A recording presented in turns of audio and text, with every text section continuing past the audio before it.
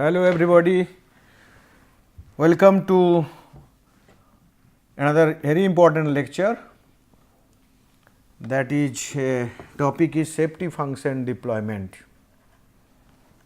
So, what is safety function deployment, how it is to be applied in industrial situation, and the different steps, and finally the design solutions, interventions, finding out interventions for safety improvement will be discussed.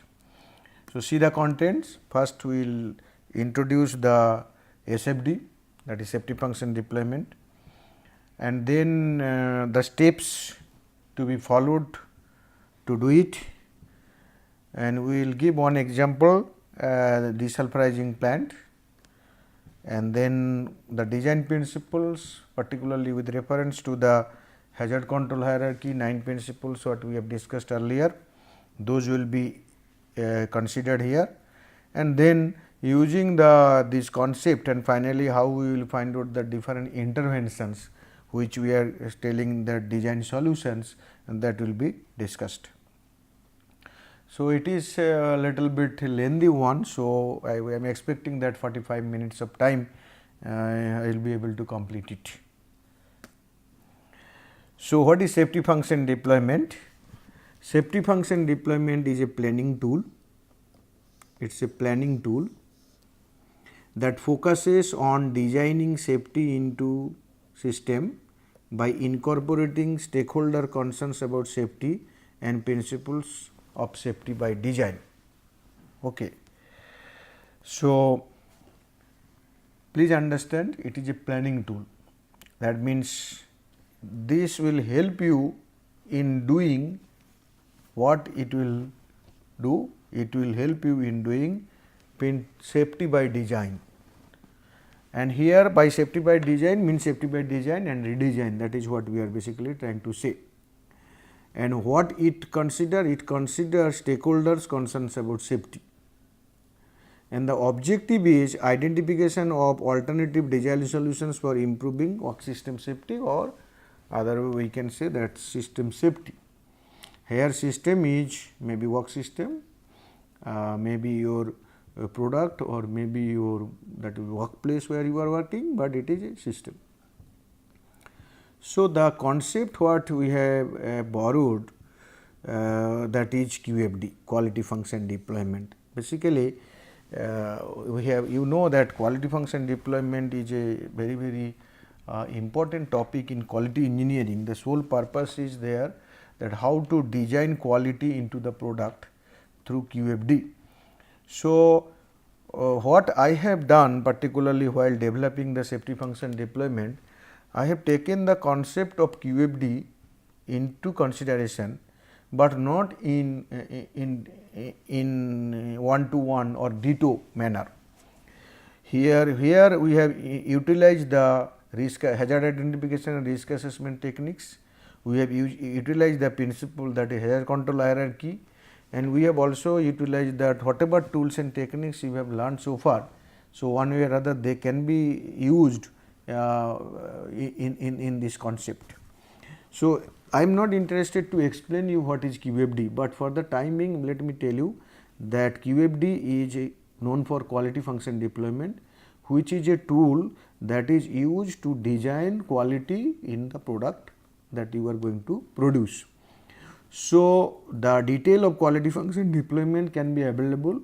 It is available in many standard textbooks, you may go through it, but this concept I have applied in developing safety function deployment, and our primary purpose here is, like in QFD design quality into product, here also design safety into the system where people will be working. Okay. So, I request all of you to go through QFD, because that will give you some more insights what we have developed here, but nevertheless this is self sufficient and you will be able to understand.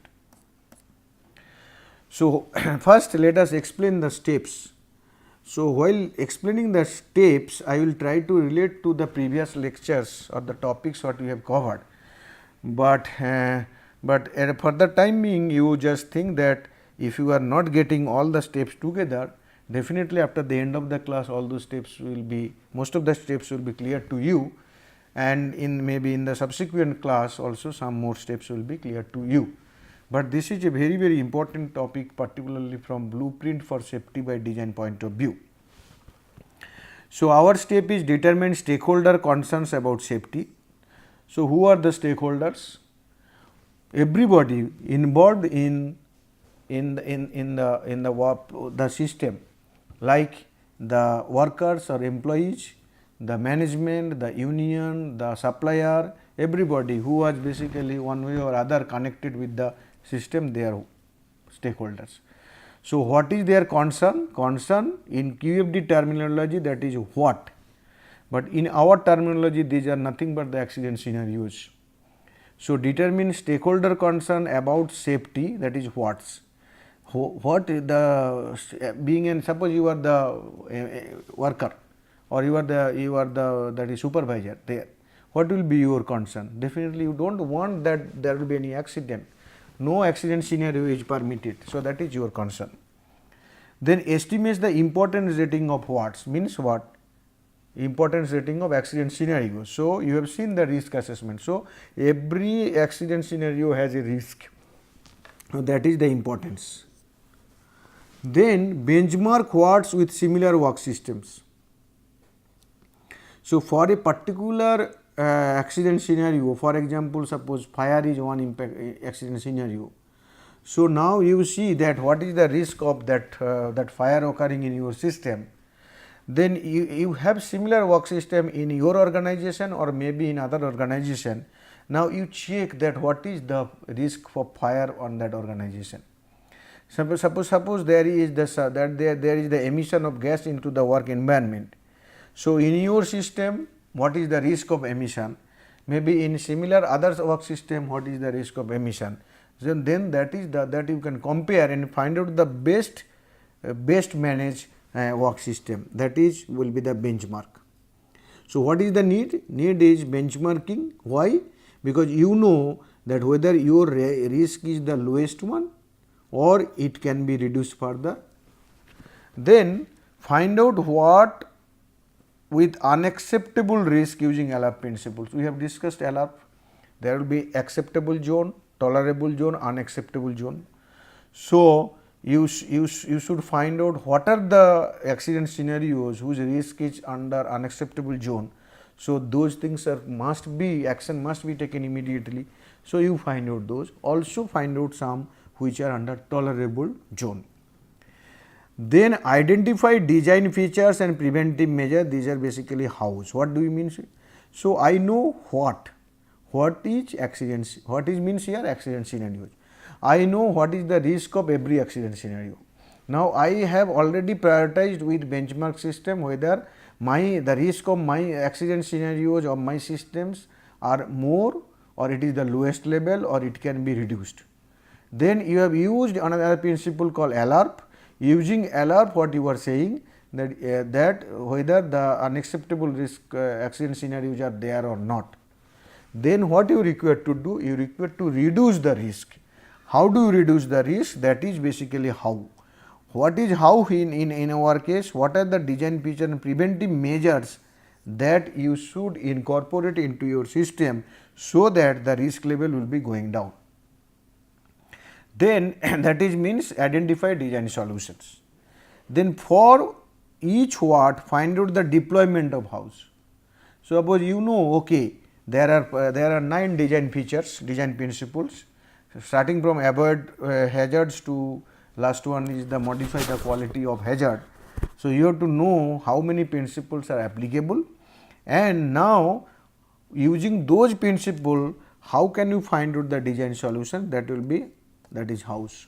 So, what is equivalent to accident scenario and how is equivalent to design solution. So, ultimately using this approach you may find out some solution, and it may so happen that better solutions are available in other system. So, that is why whether your solution is the best one or not, that why you require to know the benchmark house with other similar work system and determine how much, that means how much risk can be reduced. So, you have found out how you through deployment, that through SFD, safety function deployment concept, you found out some design solutions, but it may so happen that your design solution is inferior in the sense that the risk reduction that is possible based on your design solution is not that effective which is already available in some other benchmark work systems. So, that means after getting the house you have to see that what is there in the benchmark. So, that comparison will help you in modifying the design solution and you can go for better design solution. Then what happen? Calculate the weighted score each of the design solution. It may so happen that for a particular scenario, accident scenario, or with back calculation for a particular hazard, you will may have get different design solutions, because you have 9 principles. So, you can use 9 principles together. You may find out a combination of principles will give you one design solution, another combination will give another design solution. So, now you may find out that the design solutions are effective and there are alternative situations available, alternative solutions available. So, in that case, select the DSS to be incorporated in the work system based on score. So, that means you will select which one will be the best design solution that is to be chosen. So, then identify design and then for that particular solution identify the design and operating specifications. It is a very much engineering issue.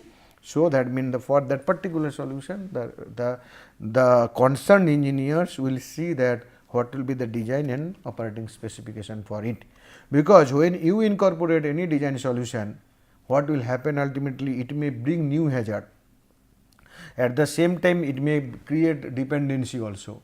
So, there will be problem. That is why the expert engineers or design engineers and the operating people, they will be combining together, they will find out the design and operating specification. First of all, your that design solution may not be accepted by them. When it is accepted, what will be the design and operating specification for the DS that is to be identified. Then repeat this for all other hazards. Okay. So, let me repeat again. You will be having suppose m number of hazards. This m number of hazards may lead to n number of accident scenarios. For accident scenario is the concern, it is basically what, which is concern for all the people, stakeholders. Worker will not want the fire will be there, supervisor will not want this, management will not want this, there should not be explosion, there should be not be fall from height. So, these are all accident scenarios and concern. So, that is what you do not you know the risk of every what means every accident scenario. So, you know whether the risk is acceptable or not acceptable. You can compare with similar work system and find out that what is the risk level there. So, these two helps you to understand that what level of risk can be reduced. In order to reduce the risk of accident scenarios and in turn the risk related to hazards, what you require to do? You require to find out some preventive and mitigative measures, prevention and mitigation measures. So, this prevention and mitigation measures we are saying design solutions, DS. So, how do identify the design solutions, what is to be adopted there? For that purpose what you are doing, that purpose you are using hazard control hierarchy, that 9 principles, 9 P's what given in hazard control hierarchy. So, for every accident scenario and the resulting hazards, you see that what hierarchy is applicable there, and accordingly find out that which are what is the best principle, design principle that will be used. So, you also find out the alternative other design principle that can be used also. You find a set of design solutions. Okay. And then once you have a set of design solutions, and if you find out the set in such a manner that there are multiple sets or multiple design solutions, and which are, if you assume that they are equivalent, means any one of them ultimately reduce the risk level to that extent for which it is needed, and then you can choose the best one out of the several alternatives. So, the best one selection, like from 8 to 10, these steps we will be discussing in the next class, but this is to be done for all the hazards. Now, let us see one after another. I will be little faster here, because you see that the accident scenario and risk is nothing but once you identify hazard, then only you will be able to identify the accident scenarios, and then once you know the accident scenarios, then you will find out the probabilities and get the risk of these things. So, that means hazard identification is included here, risk assessment is included here, risk prioritization with LRP is also included here, and this hazard control hierarchy, energy control model is also included here, and finally combining all those things you are going to get the design solutions. Then ranking of design solutions is also included there. It's a holistic one, and it is really I think it's really a very useful one for safety engineers. Okay. So, very quickly I have to proceed, but why I will go for quickly, because you know hazard identification, you know risk assessment, you know hazard energy control model and hazard control hierarchy also. So, what I have to do, how I am mapping the things, that is what I have to explain it. So, that is what I am doing now. So, I will not explain it further. So, it is basically stakeholders, who are stakeholders and what are the voice of stakeholder, accident scenarios. And you have seen earlier that event tree is used to find out the accident scenarios given the center event or top event known. So, this center and top event will come from the hazards.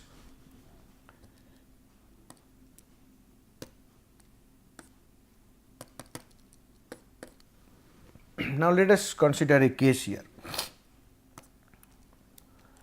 The case is it is basically a desulfurization unit, where molten metal from the blast furnace, this will come to that DS plant, and then what happened, this hot metal will be basically treated with the help of calcium carbide, magnesium, CO, and all those inputs.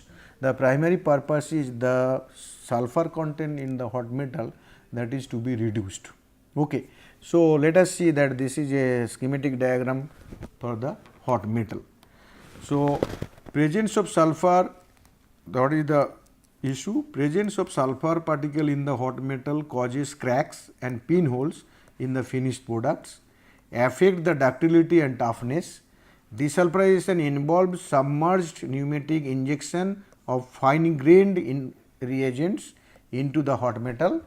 The carrier gas N2 Mg vapor form a bubble film like this. So, for the time being you understand that from blast furnace hot metal is coming to the desulfurization unit. Purpose is reduce the sulfur content in the hot metal, because sulfur content in hot metal is not good for the resulting products what you produced in a steel melting shop or in a steel plant. Okay.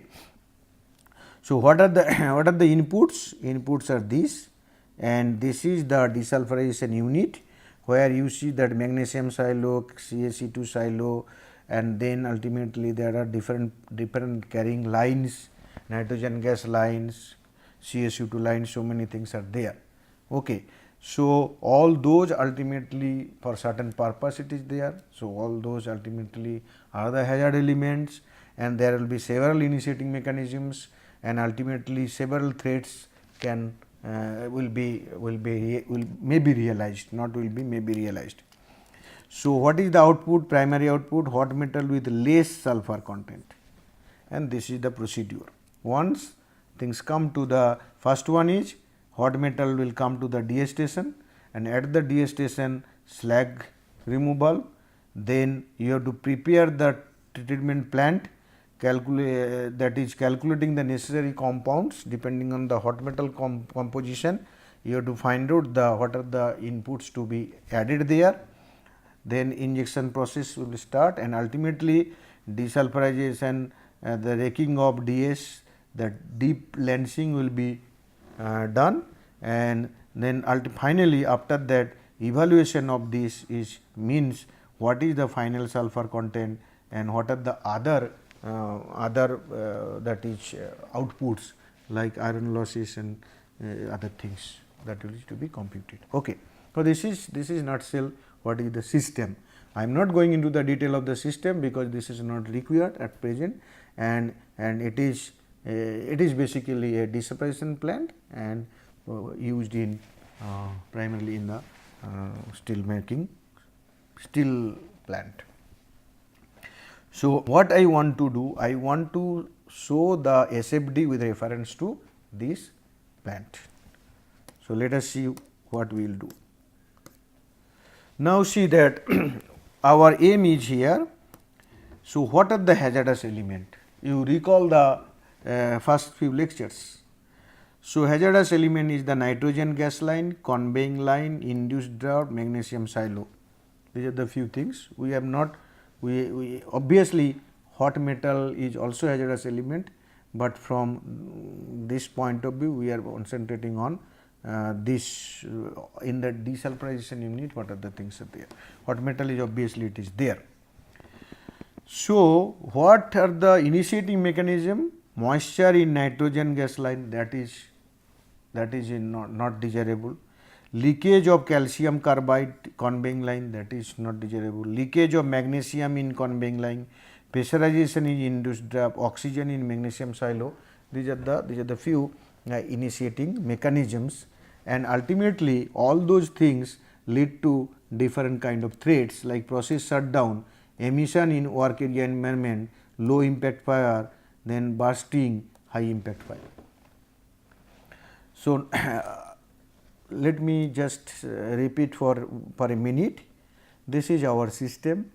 What you require to do? You require to find out all the hazards, and you require to find out what are the initiative mechanisms that can take place, and finally, you require to find out what are the threats or that is means the accident scenario that could happen. So, here ultimately I have enlisted few hazards like hazardous element, few or the important initiating mechanisms and important accident scenarios. By giving these three, I am not saying that the entirety is covered here from the hazards element, initiating mechanism and target threat point of view, but it is the most of the important things are covered. Okay. So, then what is the stakeholder concern here? Stakeholder concern is this box. This box is stakeholder concern. So, they do not want this thing to happen. Suppose that means you have to know now that what is the risk of all these things happening. Okay. So, let us see how do we find out the risk of all those things happening. So, we have considered one of the hazard that in nitrogen gas line, that moisture in nitrogen gas line. So, this is our initiating mechanism, that moisture in nitrogen gas line. So, what is the probability or frequency of moisture in nitrogen line gas, that is to be estimated also. So, okay, for the time being you say that moisture in nitrogen gas line, and that is estimated because using fault tree you can estimate this one. Then moisture analyzer, N2 bypass line and temperature. So, these are the some of the basically protection thing. So, now what you will do, if depending on the success and failure of this and the obviously that ignition source. So, then what are the situation? One of the situation is process shutdown, emission in work environment, high impact fire, emission in work environment, high impact fire, emission, high impact fire. Okay, so that means high and low impact fire. So, that will be there. Okay. So, resultant this, and then we knowing this probability also or the frequency, you know what are the scenarios of this. Okay. So, this probability value, this value I have not put here, but we have computed it. So, then ultimately we found out that different scenarios what is going to happen. So, that is this inventory with reference to moisture in nitrogen line gas. So, similarly, what are the other initiating mechanism? Leakage, calcium carbide, magnesium in leakage, pressurization induced drop, oxygen in magnesium shallow. For all others, similar inventory can be computed. And what we will find out that considering all those things, so ultimately what will be the result? Result is this. So, these many accident scenarios or stakeholder concerns are identified, low impact, high impact, like this, and all those things ultimately that from initiating event point of view, these three leads to process shutdown. These two hazard or initiating mechanism lead to emission.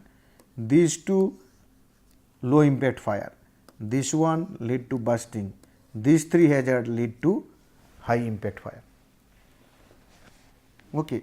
So, my moisture in nitrogen gas line leads to high impact fire. Similarly, moisture. Okay. So, that means you have accident scenarios and you have initiating mechanisms or as such hazard element and initiating mechanism combined is the hazard we are writing. And here what happened, the initiating mechanism, why this pressurization of ID will take place, leakage will take place, you can develop fault tree and find out the root causes. Okay. So, now what we want? We want to see that how this hazard, how hazard control hierarchy will be used. What is this? This is accident scenario. Now, let us go to the next, importance measures. Sorry. Once you know the scenarios, importance means what? Risk. So, let us compute risk. We have seen that from event tree you have computed the risk. Risk is probability of that scenario times loss. I have given you the loss calculation part, consequence modeling. So, what are the different kind of losses that you require to calculate? That you calculate, and in monetary term it is possible or in some index value you create, and then once you multiply it with the probability of that scenario occurring times the loss, you will get the risk. So, we have seen the risk value here. Now, then what we said that you just compare your risk value with the benchmark. We did not get any benchmark such system, but hypothetically we have created to another similar system, and then we compare this is our system vis-a-vis the comparable system. Then we found out that from the 1 is most severe and 5 is less severe in terms of risk. So, that means from this scenario point of view you are doing fine, others are also doing fine.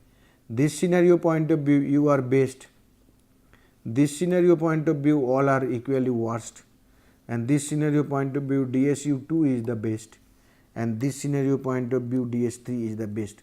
So, that means what DS2 and 3 is doing with reference to this and this, if you know, then you will be in a better position to reduce the risk. Okay. So, process shutdown risk can be reduced up to the risk of this unit, high impact fire can be reduced up to this unit. This is one comparison, but you may go for LF principle also, and then you check that with reference to all those accident scenarios, what is the status? They are in LRP and acceptable, and this LRP. LRP means the LRP or tolerable region. Okay. So, if we consider that this risk is equivalent to fatality risk, then using the Dutch criteria we can use this. If it is 10 to the power less than 10 to the power minus 4, it is acceptable, which is this. If it is if it is less than 10 to the power minus 7, acceptable, this is acceptable one, but if it is 10 to the power 4 or more, this is intolerable, no one is there, but most of the things are falling under LRP. That is why LRP. So, you want to reduce this risk. Okay, this is the principle. So, you have hazard, find out the accident scenarios through the methods what we have already considered, then accident scenario risk you understand, and then you say that what are the risks that are acceptable, what are not acceptable, what are in the alert zone, and then you want to reduce this. Okay. So, now use the hazard control hierarchy principles. So, all those 9 principles I have already discussed P1 to P9. I do not want to discuss it now, you know this. Then what happened with in the alert zone kind of things. So, there will be different strategies designed for minimum risk, incorporate safety devices, provide warning devices, SOP institute training. These 9 principles we have mapped here. So, that means what you will do depending on your strategy, what are the principles you will be using. So, okay. So, what I suggest you here, it is clearly written what is to be done. So, you in the video you have a pause for the video and first note down this and then understand and use it. Now, come to the deployment matrix, which I want to explain it because this is important. So, maybe next 15 minutes time we will spend on this deployment and other slides. Okay. So, what you have known so far? You have known that there are initiating mechanism or hazard. So, this side we are using interchangeably this, but actually it is basically hazard which ultimately lead to the initiating event. So, there are suppose a different types of hazards or different hazards. Then what happened? We have already seen the hazard control hierarchy with 9 principles. These are design principles from hazard control hierarchy. So, first you map these two, that the hazard with hazard control hierarchy, what are the mapping, how many with reference to one hazard, which of the principles that can be applied. Okay. And then there will be another axis known as design solution. Once you have hazard wise principle mapping, then based on your design knowledge, hazard knowledge and your lessons learned, then you will be able to find out some of the design solutions. So, what is the first level mapping? First level mapping is hazard versus design principle, which is basically 9 principles of hazard control hierarchy. Okay. So, let us now see this, that in order to see this, let me take a cross section, a cross section, and how it will look like. It will be something like this. Okay. So, here in this particular slide for H1, DP1, DP7 like this it is, these are applicable.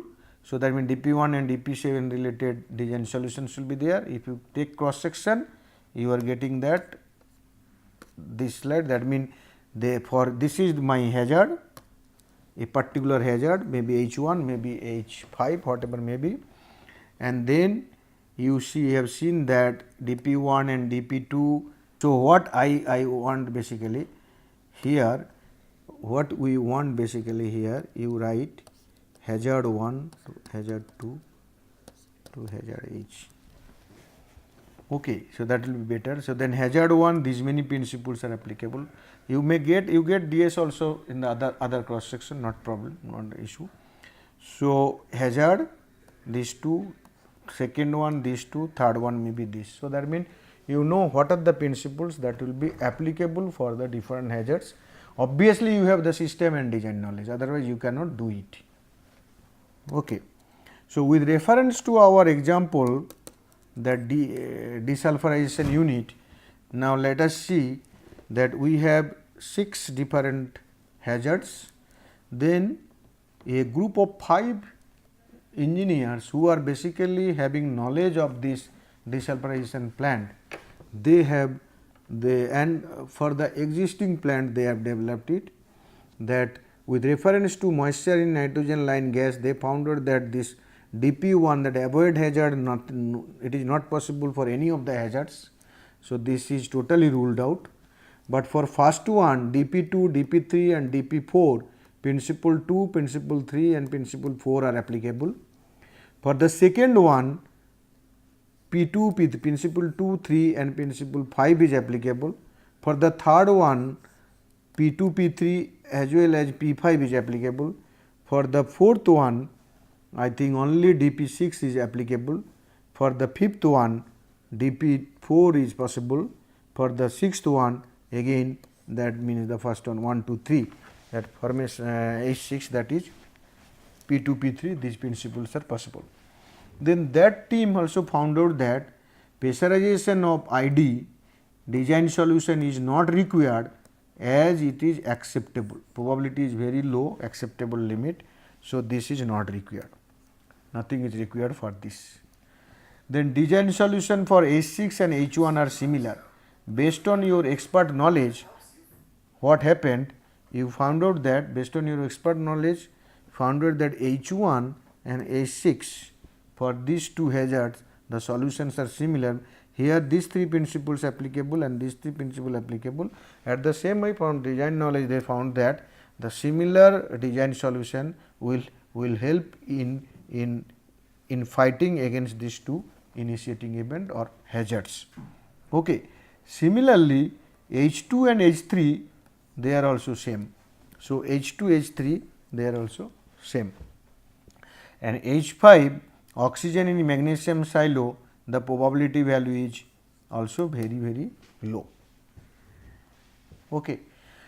So, that essentially that means H1, H2, H3 and H6, these are the hazards or the initiating event, whatever way you can, but initiating mechanism, but for the time we are always using hazard or initiating mechanism. So, let it be because from event tree point of view initiating mechanism, from the hazard triangle point of view is the hazard. Okay. And in between the transition from one to another, and as well as basically their nomenclature terminology you also know. So, I do not think that it will create any confusion to you. So, what you will do now, you have to find out the solutions with reference to these. So, how do you see the deployment? Moisture in nitrogen gas, what are the things about the hazard not possible? We say DP2, DP3, DP4 available, others are not applicable. The expert team found out that in order to use this principle, but if we use this principle, what are the intervention that can be put? If you use this principle, what are the interventions that can be put? If you use this principle, what are the interventions that can be put? Now, moisture analyzer, it is already there. So, please see that for the existing system, these things are to be put, means because of your expert knowledge or design knowledge, process knowledge you have. Now, with this approach, you are able to find out the solutions. So, that is the issue, that is what is basically we are saying the deployment.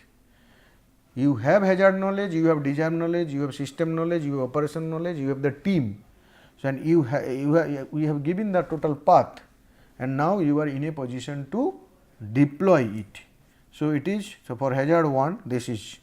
Now, in the same manner, if you do for hazard 2, you are finding out some more. If you go for similarly hazard 3 and like this, and finally what happened, you have got so many for hazard 1 and 6, hazard 2 and 3. So, there are 5 solutions: moisture control, provision of heating arrangement, provision of separate argon line, complete shift, CO2 analyzer, stop operation, and here also there are another 5. Okay. So, that means with reference to this desulfurization plant, the team if we assume that they are expert really, then this is the good solution. If really they are not expert enough, definitely the solution is inferior. So, you should not rely on this solution. What is important here is that how to use SFD to ultimately reaching to design redesign interventions, which we are talking about design solution. So, that is why I have written here the DSS presented are possible solution not verified by expert designer and hence may not be relied upon. Further, any new DS may bring new hazards and hence be careful in implementing it. The step 10 of SFD is therefore the step 10 is 10th step is very crucial. Okay. So, I have gone very quickly, and the reason is very obvious because most of the things are known to you, and I have just given you one after another in a systematic manner, so that you will be able to map hazard to design solution, and you will come out of few design solutions which can be implemented at the system level, shop floor level, and that is what is the purpose of this very important course, industrial safety in engineering. And we are really thankful to the 5-member team. Actually, they were the participants in one of the training program on industrial safety engineering. That is what I have organized with help of my colleagues. Okay.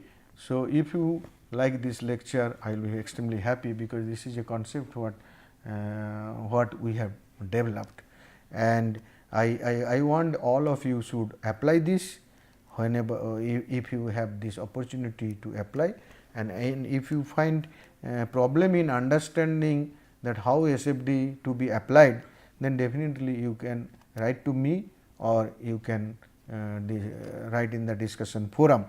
Definitely it will give you much needed that means much needed a tool that is required for you to actually do prevention through design in the plant. So, but this is one of the concepts only. Please do not think that this is the concept for finding out the design solution for safety related to safety, and we have already seen bow tie and the safety barriers, that is also that can be also used and can be done. Similarly, there may be others like there is axiomatic design for AX, so many different concepts are available. Trees is another concept that is also available. So, okay, there are multiple many concepts available. So, you can use them, but this concept what SFD I talk about, it is in line with the quality function deployment, because in quality function deployment our objective is design quality into the product. In safety function deployment our objective is design safety into the system or facility you are going to develop. Thank you very much.